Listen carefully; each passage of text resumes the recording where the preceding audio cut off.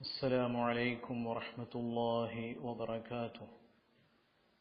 إلى حضرة النبي محمد صلى الله عليه وسلم الفاتحة. أعوذ بالله من الشيطان الرجيم. بسم الله الرحمن الرحيم. الحمد لله رب العالمين الرحمن الرحيم مالك يوم الدين إياك نعبد وإياك نستعين اهدنا الصراط المستقيم صراط الذين أنعمت عليهم غير المغضوب عليهم ولا الضالين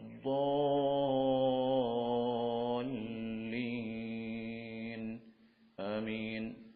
بسم الله الرحمن الرحيم.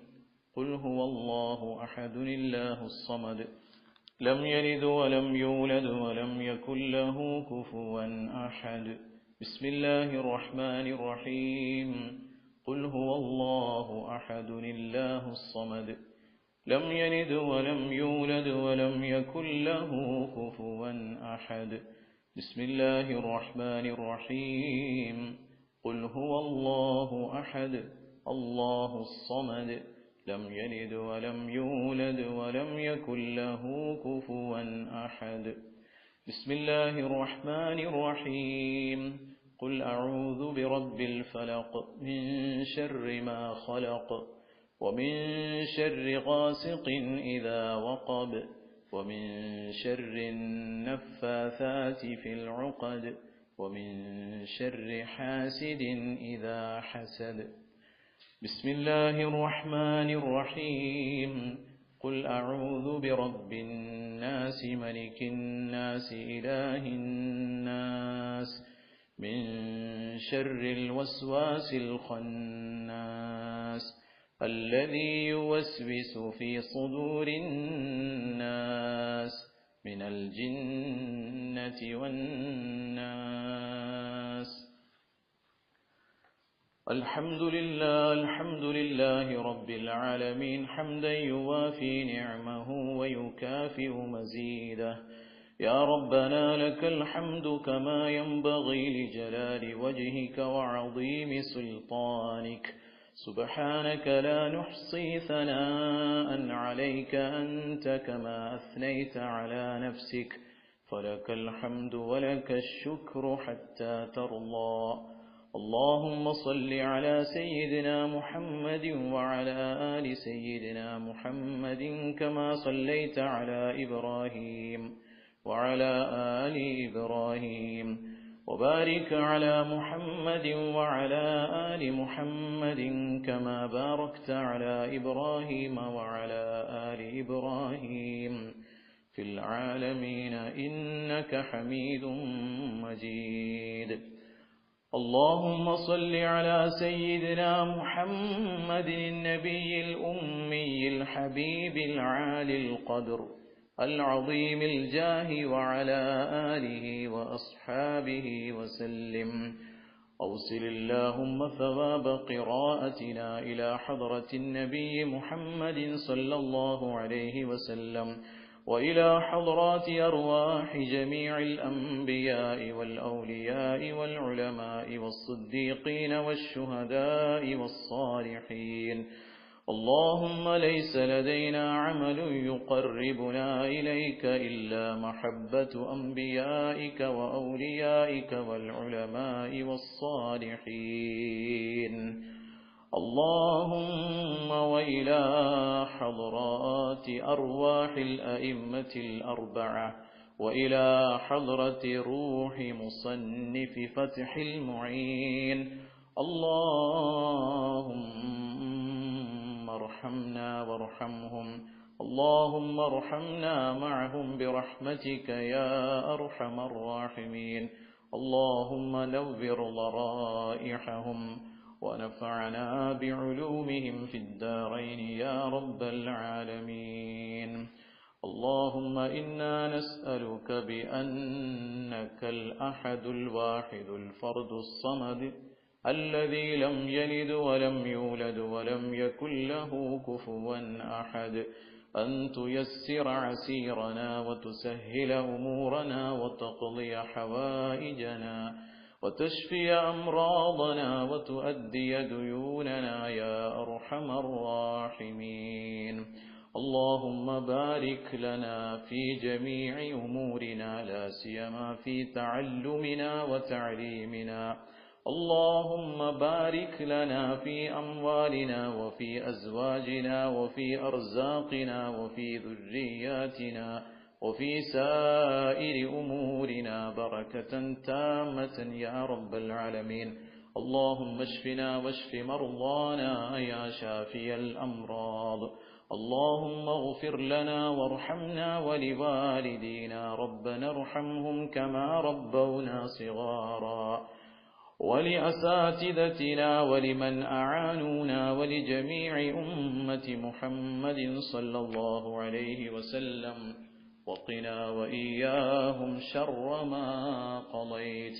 ربنا تقبل منا إنك أنت السميع العليم وتب علينا إنك أنت التواب الرحيم، واغفر لنا يا غافر المذنبين.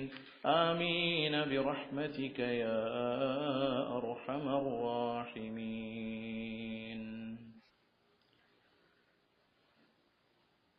بسم الله الرحمن الرحيم. الحمد لله وكفى، والصلاة والسلام على نبيه المصطفى وعلى آله أهل الصدق والوفاء. أما بعد.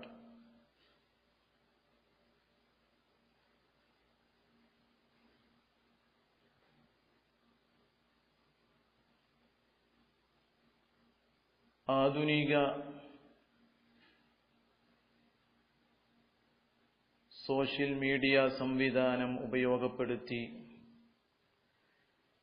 ഇസ്ലാമിക പ്രബോധന രംഗത്ത് സ്തുത്യർഹമായ പങ്ക് വഹിച്ചുകൊണ്ടിരിക്കുന്ന നിബ്രാസു ത്വലബ ഒരു പുതിയ സംരംഭത്തിന് തുടക്കം കുറിച്ചിരിക്കുകയാണ്. അതായത് ഫത്ഹുൽ മുഈൻ പഠന ക്ലാസ് ക്രിയേറ്റ് ചെയ്യപ്പെട്ട് ഇരിക്കുകയാണ്. ഈ സമയത്ത് അതിൻ്റെ ഔപചാരികമായ ഉദ്ഘാടനമാണ് ഇന്ന് നാം ഉദ്ദേശിക്കുന്നത്. ബിസ്മില്ലാഹിർ റഹ്മാനിർ റഹീം എന്ന വിശുദ്ധ വാക്യത്തോടെ ഈ ദർസ് ഉദ്ഘാടനം ചെയ്തതായി അറിയിക്കുകയാണ്.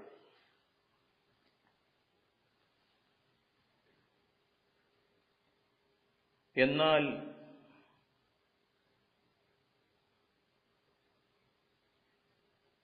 ഏതൊരു പഠിതാവിനെ സംബന്ധിച്ചിടത്തോളം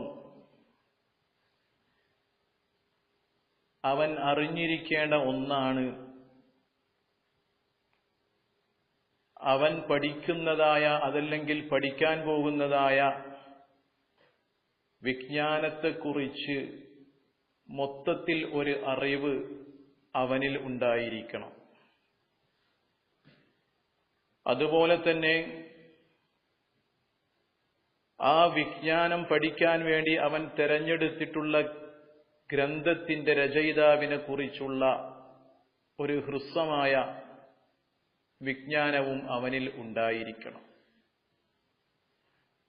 ഈ വിജ്ഞാനം പഠിച്ചാൽ അവനിക്ക് ലഭിക്കുന്ന അതിൻ്റെ ഫലങ്ങളെക്കുറിച്ചുമുള്ള അറിവും അവനിൽ ഉണ്ടായിരിക്കേണ്ടതാണ്. നാം ഈ ക്രിയേറ്റ് ചെയ്യപ്പെട്ടിരിക്കുന്ന ഫത്ഹുൽ മുഈൻ ദർസ് കൊണ്ട് ഉദ്ദേശിക്കുന്നത് കർമ്മശാസ്ത്ര പഠനമാണ്. കർമ്മശാസ്ത്രം എന്നുള്ളത് മുസൽമാനായ ഏതൊരു മനുഷ്യനെ സംബന്ധിച്ചിടത്തോളവും അവന്റെ ദൈനംദിന ജീവിതത്തിൽ വ്യക്തിപരമായും സാംസ്കാരിക സാമൂഹിക പ്രവർത്തനങ്ങളുമായി, അതുപോലെ തന്നെ അവൻ ബന്ധപ്പെട്ട് കൊണ്ടിരിക്കുന്ന, അവൻ ഏത് മേഖലയിൽ പ്രവർത്തിക്കുന്നവനാണെങ്കിലും അവൻ പ്രവർത്തിക്കുന്ന എല്ലാ മേഖലകളിലും അവനെ ഒഴിച്ചുകൂടാൻ പറ്റാത്ത ഒന്നാണ് കർമ്മശാസ്ത്ര വിജ്ഞാനം എന്നുള്ളത്. നമുക്കറിയാം, നാം നമ്മുടെ ദൈനംദിന ജീവിതത്തിൽ നാം 5 പ്രാവശ്യം അനുഷ്ഠിച്ചുകൊണ്ടിരിക്കുന്ന നിസ്കാരം, ഈ അനുഷ്ഠാന കർമ്മം അത് നമ്മിൽ നിന്നും അല്ലാഹു സുബ്ഹാനഹു വ തആല സ്വീകരിക്കണമെങ്കിൽ അതിന് ചില നിബന്ധനകളും നിയമങ്ങളും പാലിക്കേണ്ടതുണ്ട്. വിശുദ്ധമായ ഖുർആൻ വിശ്വാസത്തെക്കുറിച്ച് പറഞ്ഞതിന് ശേഷം പിന്നീട് പറയുന്നത് വഅമിലുസ് സാലിഹാത്ത്, സൽക്കർമ്മങ്ങൾ പ്രവർത്തിച്ചതായ ആളുകളും എന്നാണ്, അവർക്കാണ് വിജയം എന്നാണ്. എന്ന് പറഞ്ഞാൽ വെറും വിശ്വാസം കൊണ്ട് മാത്രം ഒരു മനുഷ്യന് പാരത്രികമായ മോക്ഷം അവന് കരഗതമാക്കാൻ സാധ്യമല്ല. എന്ന് പറഞ്ഞാൽ അവൻ സ്വർഗത്തിൽ പ്രവേശിക്കുകയില്ല എന്നല്ല അതിന്റെ അർത്ഥം. വിശ്വാസം കൊണ്ട് മാത്രം അവൻ സ്വർഗത്തിൽ പ്രവേശിക്കുകയില്ല എന്നല്ല അതിന്റെ അർത്ഥം. അതിൽ നിന്നും മനസ്സിലാക്കപ്പെടുന്ന ഒരു യാഥാർത്ഥ്യം, നാം എപ്പോഴും ദുആ ചെയ്യുന്നത്, റബ്ബേ ഞങ്ങളെ നീ നിന്റെ സുവലോക സ്വർഗത്തിൽ ഞങ്ങളെ നീ താമസിപ്പിക്കണം എന്ന് ദുആ ചെയ്താൽ അതിന്റെ അർത്ഥം മഅൽ ഫായിസീൻ, ശിക്ഷ കൂടാതെ ആ കത്തിക്കാളുന്ന നരകാഗ്നിയുടെ ആ തീപ്പൊരികൾ ഞങ്ങളുടെ ശരീരത്തിൽ ഏൽക്കാതെ തന്നെ ഞങ്ങൾക്ക് വിജയികളായി സ്വർഗത്തിൽ പ്രവേശിക്കണം എന്നാണ് ദുആ ചെയ്യുന്നത് എന്ന് നാം മനസ്സിലാക്കണം. അപ്പോൾ സ്വാലിഹായ സൽക്കർമ്മങ്ങൾ ചെയ്തെങ്കിൽ മാത്രമേ ഒരു മനുഷ്യന് ഇതേ രൂപത്തിൽ ഫായിസീങ്ങളോടുകൂടെ സ്വർഗത്തിൽ പ്രവേശിക്കാൻ സാധിക്കുകയുള്ളൂ. അല്ലാഹു സുബ്ഹാനഹു വ തആല നാം എല്ലാവരെയും അതേ രൂപത്തിൽ ഫായിസീങ്ങളോടുകൂടെ സ്വർഗത്തിൽ പ്രവേശിപ്പിക്കുമാറാവട്ടെ. അപ്പോൾ ഒരു മനുഷ്യൻ ചെയ്യുന്ന പ്രവർത്തനങ്ങൾ സ്വാലിഹാകണമെങ്കിൽ അതിനുള്ള നിബന്ധന മഹാനായ റസൂലുള്ളാഹി സ്വല്ലല്ലാഹു അലൈഹി വസല്ലമ തങ്ങൾ പഠിപ്പിച്ചു തന്ന ശർഇന്റെ മതനിയമങ്ങൾ, ആ റസൂലുള്ളാഹി സ്വല്ലല്ലാഹു അലൈഹി വസല്ലമ തങ്ങളിൽ നിന്ന് നേരിട്ട് കണ്ടും കേട്ടും പഠിച്ച സ്വഹാബത്തുൽ കിറാം, റസൂലുള്ളാഹി സ്വല്ലല്ലാഹു അലൈഹി വസല്ലമ തങ്ങളുടെ ജീവിതത്തിന്റെ ഓരോ നിമിഷങ്ങളും അനക്കവും അടക്കവും ഒപ്പിയെടുത്തുകൊണ്ട്, എത്രത്തോളം എന്ന് പറഞ്ഞാൽ റസൂലുള്ളാഹി സ്വല്ലല്ലാഹു അലൈഹി വസല്ലമ നടക്കുമ്പോൾ ഇന്ന രൂപത്തിലായിരുന്നു നടന്നിരുന്നത്. റസൂലുള്ളാഹി സ്വല്ലല്ലാഹു അലൈഹി വസല്ലമ തങ്ങൾ മോതിരമണിഞ്ഞപ്പോൾ ഇന്ന കൈവിരലിൽ ആണ് ആ മോതിരം അല്ലാഹുവിന്റെ ഹബീബ് അണിഞ്ഞിരുന്നത് എന്ന് വരെ അവിടുത്തെ സച്ചരിതരായ സ്വഹാബത്തുൽ കിറാം പഠിപ്പിച്ചു തരികയും, അതുപോലെ റസൂലുള്ളാഹി സ്വല്ലല്ലാഹു അലൈഹി വസല്ലമ തങ്ങൾ റുക്കൂഇൽ ഇന്ന രൂപത്തിലാണ് കൈവച്ചിരുന്നത്, റസൂലുള്ളാഹി സ്വല്ലല്ലാഹു അലൈഹി വസല്ലമ തങ്ങൾ ഇതേ രൂപത്തിലാണ് ഹജ്ജ് നിർവഹിച്ചപ്പോൾ ചെയ്തത്, റസൂലുള്ളാഹി സ്വല്ലല്ലാഹു അലൈഹി വസല്ലമ തങ്ങൾ നോമ്പനുഷ്ഠിച്ചപ്പോൾ ഇതേ രൂപത്തിലാണ് ചെയ്തത് എന്ന് ആ സ്വഹാബത്തുൽ കിറാം റസൂലുള്ളാഹി സ്വല്ലല്ലാഹു അലൈഹി വസല്ലമ തങ്ങൾ നേരിട്ട് കണ്ടുപഠിച്ച സ്വഹാബത്തുൽ കിറാം, ആ സ്വഹാബത്തുൽ കിറാമിനെ കണ്ട താബിഈങ്ങൾ, ആ താബിഈങ്ങളിൽ നിന്നും ഇൽമു പഠിച്ച അഇമ്മത്തുൽ അർബഅ, മദ്ഹബിന്റെ ഇമാമീങ്ങൾ, അവരിൽ നിന്നും ആ ഇമാമീങ്ങളുടെ അസ്ഹാബുമാര്, അവരുടെ ശിഷ്യന്മാര്, അവരുടെ ശിഷ്യഗണങ്ങൾ, അങ്ങനെ ആ വിജ്ഞാനം നമ്മുടെ കേരളക്കരയിലേക്കും എത്തി. അത് മഹാനായ ഹാഫിദ് ഇബ്നു ഹജർ അൽ ഹൈതമി റളിയല്ലാഹു തആല അൻഹുവിലൂടെയും സൈനുദ്ദീൻ മഖ്ദൂം അൽ കബീർ വസ്സഗീർ എന്നിവരിലൂടെയും ആ പണ്ഡിത മഹത്തുക്കളിലൂടെ നമുക്ക് ലഭിച്ച വിജ്ഞാനം, ആ വിജ്ഞാനം അതേ രൂപത്തിൽ തന്നെ നാം പഠിക്കുകയും അത് നമ്മുടെ ജീവിതത്തിൽ പ്രാവർത്തികമാക്കലും അത്യന്താപേക്ഷിതമാണ്. അതാണ് വിശുദ്ധമായ ഖുർആൻ വഅമിലുസ് സാലിഹാത്ത്. നമ്മുടെ കർമ്മങ്ങൾ സൽക്കർമ്മങ്ങളാകണമെങ്കിൽ അത് റസൂലുള്ളാഹി സ്വല്ലല്ലാഹു അലൈഹി വസല്ലമ തങ്ങള് കാണിച്ചു തന്ന ആ രേഖയിലൂടെയായിരിക്കണം. ബലാ മൻ അസ്ലമ വജ്ഹഹു ലില്ലാഹി വഹുവ മുഹ്സിനുൻ ഫലഹു അജ്റുഹു ഇൻദ റബ്ബിഹി വലാ ഖൗഫുൻ അലൈഹിം വലാ ഹും യഹ്സനൂൻ എന്ന് വിശുദ്ധമായ ഖുർആൻ പറയുന്നു. ബലാ, കാര്യം അങ്ങനെയല്ല എന്ന് പറഞ്ഞാൽ യഹൂദികൾ പറഞ്ഞു അവർ മാത്രമാണ് സ്വർഗത്തിൽ പ്രവേശിക്കുക. ആ സമയത്താണ് ഈ ആയത്ത് അവതരിപ്പിക്കപ്പെടുന്നത്. ബല, എന്നാൽ കാര്യം അങ്ങനെയല്ല. മൻ അസ്ലമ വജ്ഹഹു ലില്ലാഹ്, വല്ലൊരുത്തനും അവന്റെ ദാത്തിനെ എന്ന് പറഞ്ഞാൽ അവൻ ചെയ്യുന്ന ഇബാദത്തുകൾ അള്ളാഹുവിന്റെ പ്രീതി മാത്രം കാംക്ഷിച്ചുകൊണ്ട് ചെയ്താൽ അതിന് ശേഷം പറയുന്നു വഹുവ മുഹ്സിനുൻ. അവിടെയാണ് നമ്മുടെ വിഷയം. അതെന്താവണം? ഏത് സ്ഥിതിയിൽ അവൻ മുഹ്സിനായതിനോടുകൂടെ.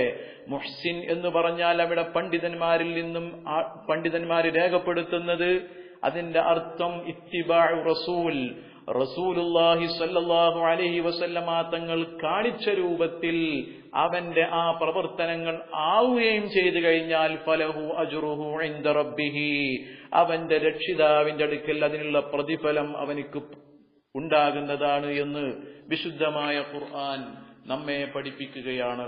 അപ്പോൾ നമുക്ക് ഓരോ ആളുകൾക്കും ഇന്ന് നാം ചിന്തിക്കുകയാണ് എങ്കിൽ വിശുദ്ധമായ ഇസ്ലാമിന്റെ കാഴ്ചപ്പാടിൽ ജഹ്ല്, അവൻ ജാഹില് മഅ്ദൂറാണ്, ദീന് ഉദ്ർ കൊടുക്കപ്പെട്ട ഒരു ജാഹിലാണ് എന്ന് പറയാൻ പറ്റുമോ എന്നുള്ള വിഷയം ഇന്ന് ചിന്തിക്കേണ്ടതാണ്. കാരണം എല്ലാ ആളുകൾക്കും ഇന്ന് വിജ്ഞാനം കരസ്ഥമാക്കണമെങ്കിൽ അതിന് അവനിക്ക് ഏതു സമയത്തും ബന്ധപ്പെടാൻ പറ്റിയ ആലിമീങ്ങളെ കുറിച്ച് അവൻ അറിയാൻ സാധിക്കുന്ന ഒരു സാഹചര്യം ഈ സോഷ്യൽ മീഡിയയിലൂടെ ഇന്ന് ലഭിച്ചുകൊണ്ടിരിക്കുകയാണ്. അതുകൊണ്ട് തന്നെ ഇതുപോലത്തെ സംരംഭങ്ങൾ ഉണ്ടാക്കുന്ന സമയത്ത് കേവലം മറ്റുള്ള വാട്സപ്പ് ഗ്രൂപ്പുകളൊക്കെ നാം കൈകാര്യം ചെയ്യുന്നത് പോലെയല്ലാതെ അത് പഠിക്കാനുള്ള ഒരു ശ്രമം നമ്മിൽ നിന്ന് എല്ലാവരിൽ നിന്നും ഉണ്ടാവണം എന്ന് സാന്ദർഭികമായി ഞാൻ ഉണർത്തുകയാണ്. ഈ വിജ്ഞാനത്തിന്റെ പ്രാധാന്യത്തെക്കുറിച്ച് നാം മനസ്സിലാക്കണമെങ്കിൽ നമുക്കറിയാം, വിശുദ്ധമായ ഖുർആനിൽ മറ്റൊരിടത്ത് നമുക്ക് കാണാൻ കഴിയും, وما كان المؤمنون لينفروا كافة فلولا نفر من كل فرقة منهم طائفة ليتفقهوا في الدين ولينذروا قومهم إذا رجعوا إليهم لعلهم يحذرون. അതായത് മഹാനായ കഅബ് ഇബ്നു മാലിക് റളിയല്ലാഹു തആല അൻഹു അദ്ദേഹത്തിനോട് കൂടെയുണ്ടായിരുന്ന മുറാറത്ത് ഇബ്നുൽ ഉമരി, ഹിലാൽ ഇബ്നു ഉമയ്യ റളിയല്ലാഹു തആല അൻഹും അവര് ഗസ്വത്ത് തബൂക്ക്, ആ ഗസ്വത്ത് തബൂക്കിനെ തൊട്ട് പിന്തുകയുണ്ടായി, അതിൽ പങ്കെടുക്കാൻ സാധിക്കാതെ വരികയുണ്ടായി. ആ സമയത്ത് മഹാനുഭാവൻ വിവരിക്കുന്നു, മഹാനായ റസൂലുള്ളാഹി സ്വല്ലല്ലാഹു അലൈഹി വസല്ലമ തങ്ങൾ ഗസ്വത്ത് തബൂക്ക് കഴിഞ്ഞുകൊണ്ട് മദീന പള്ളിയിൽ വന്നു. അങ്ങനെ 2 റക്അത്ത് നിസ്കരിച്ചു. കാരണം റസൂലുള്ളാഹി സ്വല്ലല്ലാഹു അലൈഹി വസല്ലമ തങ്ങളുടെ സ്വഭാവം, ചര്യ അതായിരുന്നു. എന്ത് യാത്ര കഴിഞ്ഞു വന്നാൽ 2 റക്അത്ത് പള്ളിയിൽ പ്രവേശിച്ച് നിസ്കരിക്കും, അത് സുന്നത്താണ്. അങ്ങനെ നിസ്കരിച്ചതിന് ശേഷം റസൂലുള്ളാഹി സ്വല്ലല്ലാഹു അലൈഹി വസല്ലമ തങ്ങൾ അവിടെ ഇരിക്കുകയും അന്ന് തബൂക്ക്, ആ തബൂക്ക് ഗസ്വത്ത് തബൂക്കിൽ പിന്തിയതായ 80ഓളം വരുന്ന സ്വഹാബത്തും അല്ലാത്തവരും, കാരണം ഉള്ളവരും ഇല്ലാത്തവരുമായ ആളുകളെല്ലാം വന്നുകൊണ്ട് റസൂലുള്ളാഹി സ്വല്ലല്ലാഹു അലൈഹി വസല്ലമ തങ്ങളോട് ഓരോരോ കാരണങ്ങൾ പറയുകയും റസൂലുള്ളാഹി സ്വല്ലല്ലാഹു അലൈഹി വസല്ലമ തങ്ങളുടെ സ്വഭാവം അനുസരിച്ച് അതിനെ അങ്ങേയറ്റം ആന്തരികമായി എന്ന് പറഞ്ഞാൽ അങ്ങേയറ്റം റസൂലുള്ളാഹി സ്വല്ലല്ലാഹു അലൈഹി വസല്ലമ തങ്ങൾ ചികഞ്ഞ് അന്വേഷിക്കുന്ന ഒരു സ്വഭാവം അല്ലാഹുവിന്റെ ഹബീബിന്റെ അടുക്കൽ ഇല്ല. ഇന്നമാ നഹ്കുമു ബിൽളവാഹിർ വല്ലാഹു യതവല്ല സറായിർ എന്നതുപോലെ റസൂലുള്ളാഹി സ്വല്ലല്ലാഹു അലൈഹി വസല്ലമ തങ്ങൾ അവർ ഓരോരുത്തരും ബോധിപ്പിച്ച കാരണങ്ങൾ പ്രത്യക്ഷത്തിൽ മനസ്സിലാക്കുകയും അവർക്ക് വേണ്ടി ഇസ്തിഗ്ഫാർ ചെയ്യുകയും ചെയ്തു. അവരുടെ എല്ലാ ആ റസൂലുള്ളാഹി സ്വല്ലല്ലാഹു അലൈഹി വസല്ലമ തങ്ങളുടെ അടുക്കൽ വന്ന് സമീപിച്ച കാരണങ്ങൾ അല്ലാഹുവിന്റെ ഹബീബ് സ്വീകരിച്ചു. പിന്നീട് കഅബ് ഇബ്നു മാലിക് റളിയല്ലാഹു തആല അൻഹു വന്നു. അള്ളാഹുവിന്റെ ഹബീബിനോട് സലാം പറഞ്ഞു. റസൂലുള്ളാഹി സ്വല്ലല്ലാഹു അലൈഹി വസല്ലമ തങ്ങൾ ആ സമയത്ത് സലാം അടക്കി. എന്നിട്ട് ചെറിയതായിട്ട് ഒന്ന് പുഞ്ചിരിച്ചു. ദേഷ്യത്തോടുകൂടെയുള്ള പുഞ്ചിരി. അങ്ങനെയുണ്ട്, ചില ആളുകളൊക്കെ ദേഷ്യം പിടിക്കുമ്പോഴും പുഞ്ചിരിക്കും. അത് റസൂലുള്ളാഹി സ്വല്ലല്ലാഹു അലൈഹി വസല്ലമ തങ്ങളുടെ ഒരു സ്വഭാവമാണ്. അങ്ങനെ റസൂലുള്ളാഹി സ്വല്ലല്ലാഹു അലൈഹി വസല്ലമ തങ്ങൾ എന്നെ അല്പം അങ്ങോട്ട് ദൂരത്തേക്ക് വിളിച്ചിട്ട് കാര്യങ്ങൾ അന്വേഷിച്ചു. ഞാൻ അല്ലാഹുവിന്റെ ഹബീബിനോട് കാര്യം തുറന്നു പറഞ്ഞു. ഞാനൊരു യുവാവാണ് നബിയേ, എനിക്ക് യുദ്ധത്തിൽ പിന്താൻ തക്കതായ കാരണങ്ങൾ ഒന്നും തന്നെയില്ല ഹബീബേ. അതുകൊണ്ട് അങ്ങയോട് കളവ് പറഞ്ഞു രക്ഷപ്പെടണം എന്ന് ഞാൻ ഉദ്ദേശിക്കാത്തത് കൊണ്ടാണ് ഞാൻ അങ്ങനെ ഒരു കളവ് അങ്ങയോട് പറയാഞ്ഞത്. ആ സമയത്ത് അള്ളാഹുവിന്റെ ഹബീബിന് അള്ളാഹുവിന്റെ തീരുമാനം വരാതെ ഒന്നും തന്നെ പറയാൻ ഒരു വിധിയും വമാ യൻതിഖു അനിൽ ഹവാ, അള്ളാഹുവിന്റെ ഹബീബിന് ഒരു നിയമവും അവിടെ എടുക്കാൻ സാധിക്കാത്തത് കൊണ്ട് തന്നെ പ്രത്യക്ഷത്തിലുള്ള നടപടി അവിടെ ഉപരോധം ഏർപ്പെടുത്തുകയാണ്. ഇവരുമായി സലാം പറയാൻ പാടില്ല, അതുപോലെ ഇവരുമായി യാതൊരു ബന്ധവും എല്ലാ ബന്ധങ്ങളും വിച്ഛേദിക്കണമെന്ന് അള്ളാഹുവിന്റെ ഹബീബ് അവിടുന്ന് ആജ്ഞ പുറപ്പെടുവിക്കുകയാണ്. അങ്ങനെ കഅബ് ഇബ്നു മാലിക് റളിയല്ലാഹു തആല അൻഹു പറയുന്നു, ചരിത്രം വളരെ വിശാലമാണ്, ഞാൻ ചുരുക്കി പറയുകയാണ്. അങ്ങനെ 40 ദിവസങ്ങൾ കഴിഞ്ഞപ്പോൾ റസൂലുള്ളാഹി സ്വല്ലല്ലാഹു അലൈഹി വസല്ലമ തങ്ങളുടെ ഒരു ദൂതൻ വന്നുകൊണ്ട് പറയുന്നു, ഇനി നിങ്ങളുടെ ഭാര്യമാരുമായുള്ള സമ്പർക്കങ്ങൾ നിങ്ങൾ ഈ സമയത്ത് വിച്ഛേദിക്കണമെന്ന്. അങ്ങനെ കഅബ് ഇബ്നു മാലിക് റളിയല്ലാഹു തആല അൻഹു പറയുന്നു, ഞാനൊരു യുവാവായതുകൊണ്ട് എനിക്ക് റസൂലുള്ളാഹി സ്വല്ലല്ലാഹു അലൈഹി വസല്ലമ തങ്ങൾ ഏത് തീരുമാനമെടുത്താലും അത് സംതൃപ്തനാവുക എന്നല്ലാതെ മറ്റൊരു തീരുമാനവും ഉണ്ടായിരുന്നില്ല. അതുകൊണ്ട് തന്നെ എന്റെ ഭാര്യയെ ഞാൻ അവരുടെ വീട്ടിലേക്ക് പറഞ്ഞയക്കുകയാണ്. അതിനുശേഷം 10 ദിവസം കഴിഞ്ഞപ്പോഴാണ് സുബ്ഹി നിസ്കരിച്ചതിന് ശേഷം അവിടെ ഞങ്ങളുടെ തൗബ സ്വീകരിച്ചു എന്നുള്ള ആയത്ത് വഅല സലാസത്തിൽ ലദീന ഖുല്ലിഫു ഹത്താ ഇദാ ളാഖത് അലൈഹിമുൽ അർളു ബിമാ റഹബത് വളാഖത് അലൈഹിം അൻഫുസുഹും വظنوا അല്ലാ മൽജഅ മിനല്ലാഹി ഇല്ലാ ഇലൈഹി ثم تاب عليهم ليتوبوا إن الله هو التواب الرحيم എന്ന ആയത്ത് വരുന്നത്. അങ്ങനെ ഞങ്ങളുടെ തൗബ സ്വീകരിക്കുകയും ഞങ്ങൾക്ക് വളരെ സന്തോഷമാവുകയും ചെയ്തു. ഞാൻ പറഞ്ഞു വന്നത്, ആ സമയത്ത് സഹാബത്തുൽ കിറാം ഒന്നടങ്കം പ്രതിജ്ഞ ചെയ്യുകയാണ്, ഇനി ഞങ്ങൾ ഒരിക്കലും തന്നെ യാതൊരു കാരണവശാലും ഒരു യുദ്ധത്തെ തൊട്ടും പിന്തുകയില്ല എന്ന്. ആ സമയത്ത് അല്ലാഹു സുബ്ഹാനഹു വ തആല അവരുടെ ആ പ്രതിജ്ഞയെ ഒരിക്കലും തന്നെ ആ പ്രതിജ്ഞക്ക് സപ്പോർട്ട് ചെയ്യാതെ, നിങ്ങൾ ആ എടുത്ത തീരുമാനം ഒരിക്കലും ശരിയല്ല, അങ്ങനെ ചെയ്യാൻ പാടുള്ളതല്ല, റസൂലുള്ളാഹി സ്വല്ലല്ലാഹു അലൈഹി വസല്ലമ തങ്ങളോട് മദീനത്തെ പള്ളിയിൽ സദാ സമയവും ഒരു വിഭാഗം ആളുകൾ വിജ്ഞാനം പഠിക്കാൻ വേണ്ടി റസൂലുള്ളാഹി സ്വല്ലല്ലാഹു അലൈഹി വസല്ലമ തങ്ങളോട് ഒന്നിച്ചിരിക്കുകയും മറ്റൊരു വിഭാഗം യുദ്ധത്തിന് പോവുകയും പോയി തിരിച്ചു വരുന്ന ആളുകൾക്ക് നിങ്ങൾ റസൂലുള്ളാഹി സ്വല്ലല്ലാഹു അലൈഹി വസല്ലമ തങ്ങളിൽ നിന്നും അവരുടെ അഭാവത്തിൽ പഠിച്ച വിജ്ഞാനങ്ങൾ അവർക്ക് പറഞ്ഞു കൊടുക്കണമെന്ന് വിശുദ്ധമായ ഖുർആൻ നമ്മെ ഓർമ്മപ്പെടുത്തുകയാണ്. അപ്പോൾ നാം മനസ്സിലാക്കണം, ഈ ഒരു സാഹചര്യം ഏത് സമയത്താണ് സർവായുധ വിഭൂഷിതരായ ശത്രു സൈന്യം വിശുദ്ധമായ ഇസ്ലാമിന്റെ ഉന്മൂലന നാശത്തിനു വേണ്ടി നഖശിഖാന്തരം എതിർത്തുകൊണ്ടിരിക്കുന്ന ഒരു സന്ദർഭഘട്ടത്തിലാണ് ഈ വിശുദ്ധ ഖുർആൻ പറയുന്നത്, നിങ്ങൾ വിജ്ഞാനം പഠിക്കാൻ സദാ സമയവും ചിലവഴിക്കേണ്ടതുണ്ട് എന്ന്. അപ്പോൾ ഇതിൽ നിന്ന് നമുക്ക് മനസ്സിലാക്കാൻ കഴിയും വിജ്ഞാനത്തിന്റെ ആവശ്യകതയെക്കുറിച്ച്. ഇനി നമുക്ക് മഹാനായ മുസന്നിഫ് റഹിമഹുള്ളയുടെ പേര് എല്ലാവർക്കും അറിയാവുന്നതാണ്. സൈനുദ്ദീൻ മഖ്ദൂം അസ്സഗീർ എന്ന് പറഞ്ഞാൽ സൈനുദ്ദീൻ മഖ്ദൂം, രണ്ടാമനാകുന്ന സൈനുദ്ദീൻ മഖ്ദൂം റളിയല്ലാഹു തആല അൻഹു ആണ് ഫത്ഹുൽ മുഈൻ എന്ന ഗ്രന്ഥത്തിന്റെ മുസന്നിഫ്. മഹാനുഭാവൻ ജനിച്ചത് AD 1530 മാഹിക്കടുത്ത ചോമ്പാല എന്ന സ്ഥലത്താണ് മഹാനുഭാവൻ ജനിക്കുന്നത്. അങ്ങനെ തന്റെ പിതാവിൽ നിന്ന് തന്നെ മഹാനുഭാവൻ പ്രാഥമിക പഠനങ്ങൾ കരസ്ഥമാക്കുകയാണ്. 7-ാം വയസ്സിൽ മഹാനുഭാവൻ ഹാഫിദുൽ ഖുർആനാണെന്ന് ചരിത്രം രേഖപ്പെടുത്തുന്നു. അങ്ങനെയാണ് പഴയ കാലത്തുള്ള വലിയ വലിയ പണ്ഡിതന്മാരെല്ലാം വിശുദ്ധമായ ഖുർആനാണ് ആദ്യമായിട്ട് ഹൃദിസ്ഥമാക്കുക.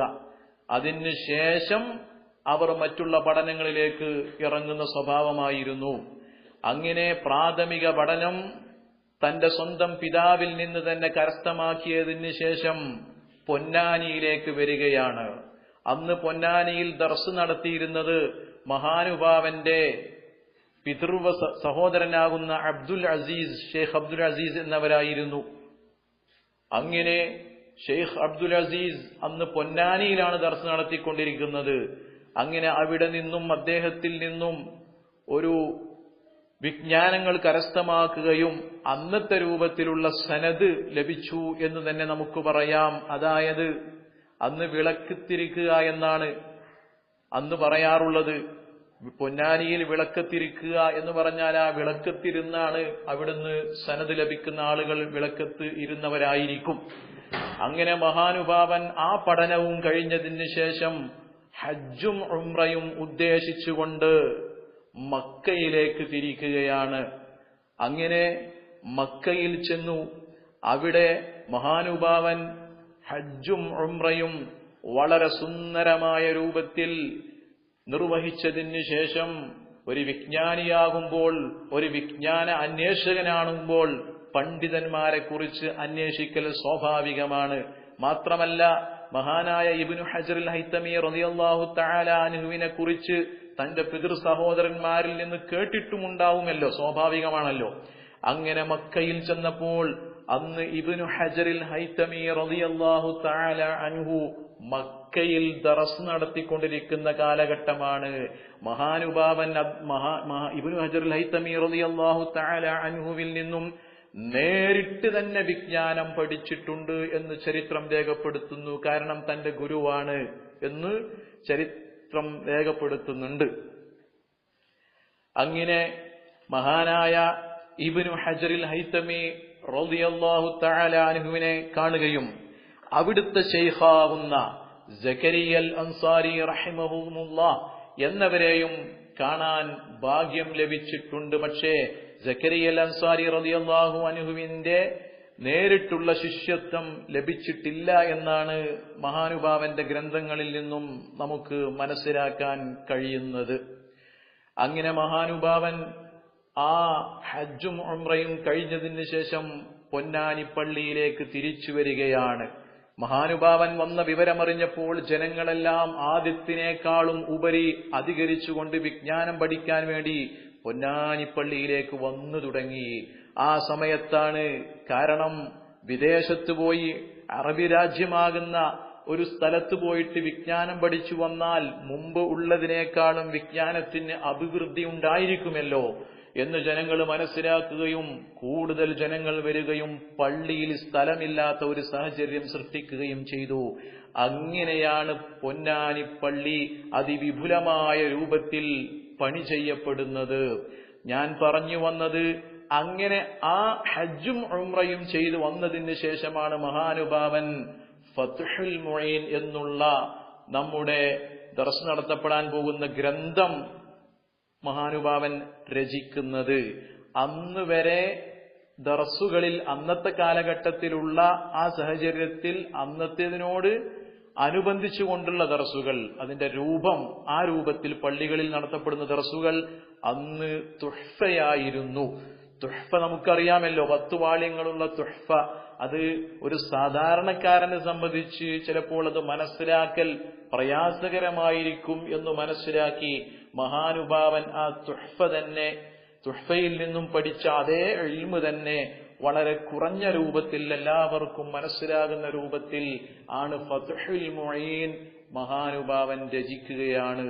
പിന്നീട് ആ ഫത്ഹുൽ മുഈൻ ദറസ് നടത്തപ്പെടൽ അതിന് ശേഷം തുടങ്ങുകയും എല്ലാ ജനങ്ങളും സാധാരണക്കാരും അല്ലാത്തവരും വന്ന് വിജ്ഞാനം പഠിക്കുകയും അങ്ങനെ പൊന്നാനി പള്ളി വളരെ പ്രസിദ്ധമാവുകയും ചെയ്തു എന്ന് ചരിത്രം രേഖപ്പെടുത്തുന്നു.